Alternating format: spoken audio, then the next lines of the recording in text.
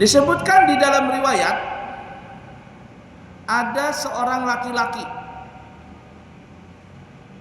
dia datang kepada Nabi Muhammad sallallahu alaihi wasallam. Laki-laki ini bilang, "Ya Rasulullah," bahasa kitanya nih ya,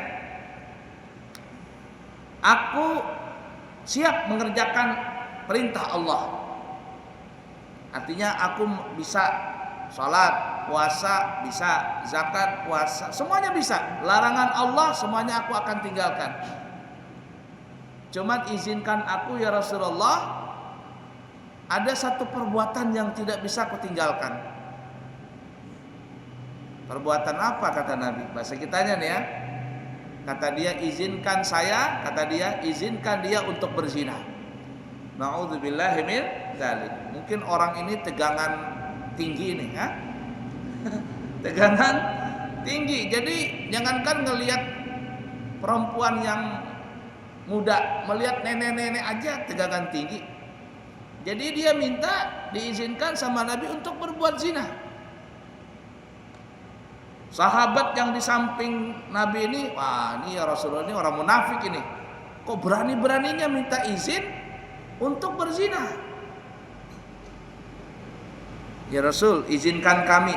Kalau engkau izinkan kami potong lehernya, kami potong nih orang. Tapi dakwahnya Nabi pelan, sabar. Karena ini orang bodoh, orang nggak ngerti. Nabi dengan Rahman, dengan rahmanya, kata Nabi, sabar, kata Nabi.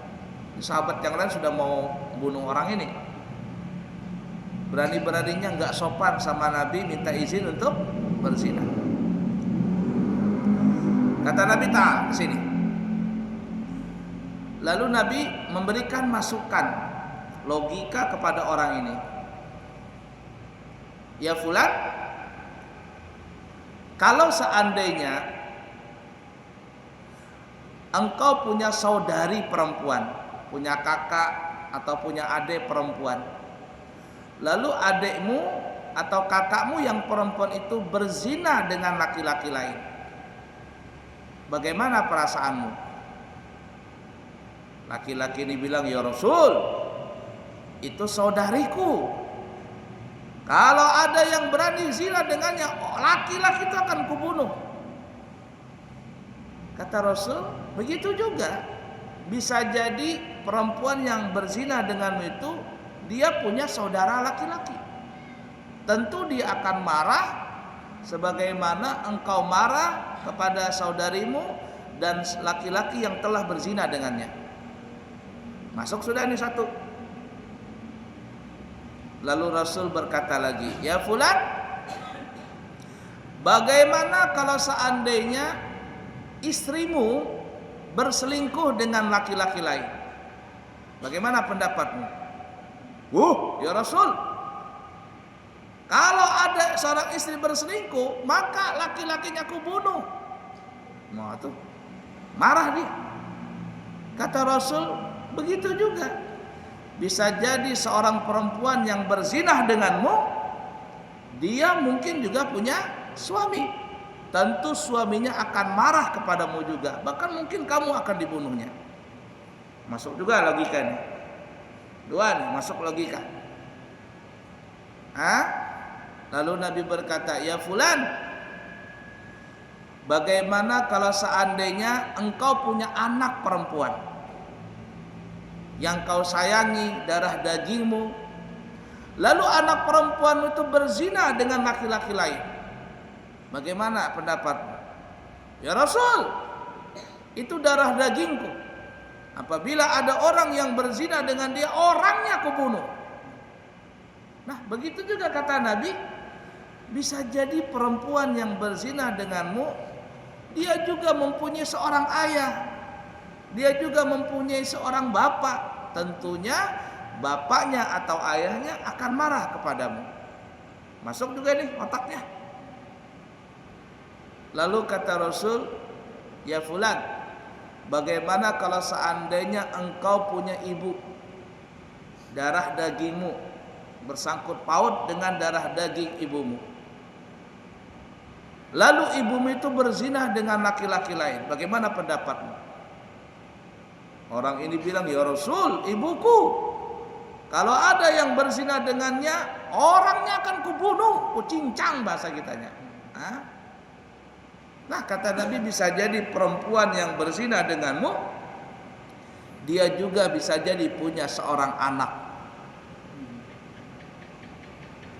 Nah diam dia begitu. Ya fulan ta'al. Lalu laki-laki ini pun mendekat. Kemudian Nabi kita Muhammad sallallahu alaihi wasallam meletakkan tangannya yang kanan di dadanya orang ini. Dan dia pun merasakan sejuk dari tangannya Nabi yang menyentuh jantung dan hatinya.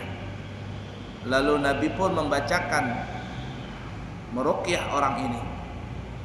Setelah itu orang ini berkata, ya Rasul, dari saat ini maka tidak ada perbuatan dosa yang paling kubenci kecuali perbuatan zina.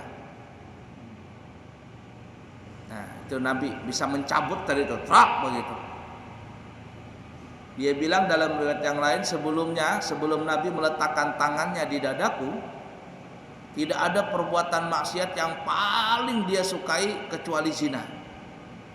Itu mungkin karena tegangan tinggi. Jangankan ngelihat gadis, ngelihat nenek-nenek yang umur 80 tahun pun dia tegangan tinggi, apalagi melihat yang muda. Pokoknya paling doyan zina itu. Tapi ketika Nabi meletakkan tangannya di dadanya, maka Allah pun mencabut daripada sifat zina tadi dalam hatinya, sehingga dia berkata, tidak ada perbuatan maksiat yang paling kubenci kecuali adalah perbuatan zina. Nah itu tuh yang pelajaran Nabi tadi kita bahas di awal. Tidak sempurna iman seseorang kalau seandainya dia tidak mencintai saudaranya sebagaimana dia mencintai dirinya sendiri. Kamu tidak suka dijelek-jelekan sama temanmu, dikata-katain inilah itulah bla bla bla. Begitu juga temanmu juga tidak mau dikata-katain. Kamu tidak mau ditempeleng, dipukul sama temanmu. Begitu juga orang lain sama, nggak mau juga dipukul. Artinya kalau ada orang masih suka mengejek, suka mengumpat, suka menipu, suka memfitnah, berarti orang ini imannya nggak ada. Imannya nggak ada, atau sekurang-kurangnya imannya minim sekali. Fahim tuh? La ilaha illallah Muhammad Rasulullah sallallahu alaihi wasallam.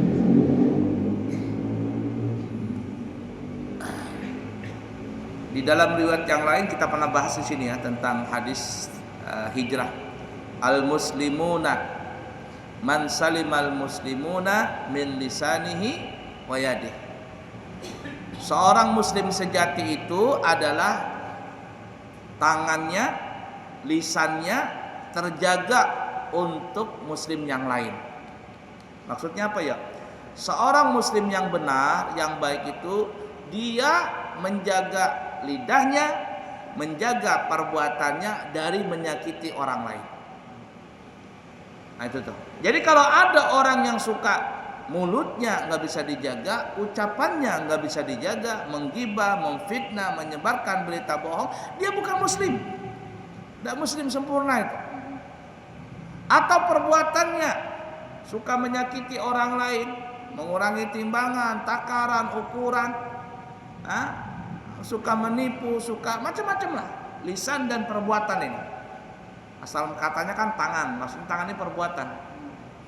Kalau dia suka mengganggu orang lain, tidak sempurna. Dia bukan orang Islam, tidak sempurna Islamnya. Tidak sempurna.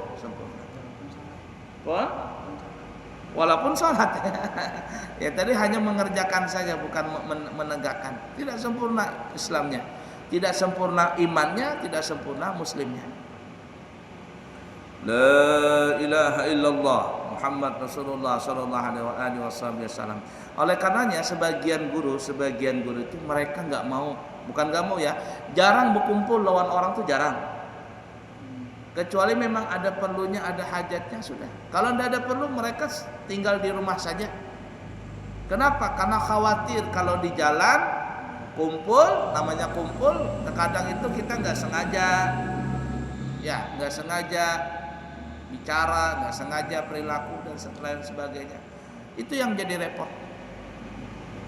Nah, yang jadi repot. Kita ini nggak di jalan, umpamanya di jalan, naik motor, naik mobil, nggak sengaja kenapa kita nyaring, wang begitu, orang marah dengan kita. Ya nggak sengaja kan ya. Atau kita nyalakan lampu, ternyata lampunya jarak jauh, silau orang, menyumpah orang, apa ini? Nah itu kita nggak sengaja itu. Makanya sebagian ulama mereka menghindari itu, menghindari itu. Katanya kalau nggak perlu lebih baik di rumah, kata mereka. Bahkan guru-guru zaman sekarang lebih baik di rumah. Fitnahnya di luar tuh ngeri sekali. Fitnah di luar sangatlah mengerikan sekali. Ya, berapa menit lagi? 7 menit.